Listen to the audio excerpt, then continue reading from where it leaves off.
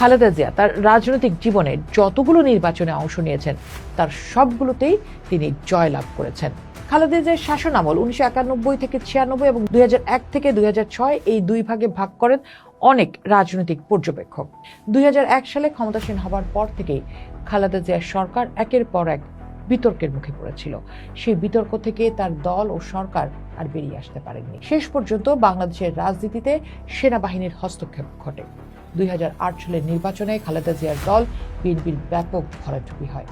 এরপর থেকেই দলটি রাজনৈতিকভাবে আর ঘুরে দাঁড়াতে পারেনি। 2014 সালের 5 জানুয়ারি নির্বাচন বর্জনের পর বিএনপি রাজনৈতিকভাবেও অনেকটাই চাপে পড়ে যায়। খালেদা জিয়ার সামনে সবচেয়ে বড় চ্যালেঞ্জ এসে হাজির হয় তার বিরুদ্ধে করা দুর্নীতির মামলা। দুর্নীতির মামলায় দণ্ডিত হবার কারণে 2018 সালের 30 ডিসেম্বরের নির্বাচনে অংশ নিতে পারেননি খালেদা জিয়া। দেশে বিদেশে সেই নির্বাচন প্রবল বিতর্কের মুখে পড়ে। জিয়া অরফানেজ ট্রাস্ট দুর্নীতির মামলায় সাজাপ্রাপ্ত হয়ে 2018 সাল থেকে খালেদা জিয়া কারাগারে ছিলেন। 2020-এর পর তিনি সরকারের নির্বাহী আদেশে কারাগারের বাইরে ছিলেন বটে, তবে এজন্য নানা বিধিনিষেধ পালন করতে হয়েছে তাকে। তিনি কোনো রাজনৈতিক পরিবারের মেয়ে ছিলেন না।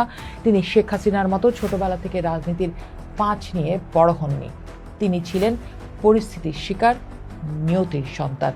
আর সেই নিয়তি তাকে তৈরি করেছে রাজনীতির এক আইকন হিসেবে।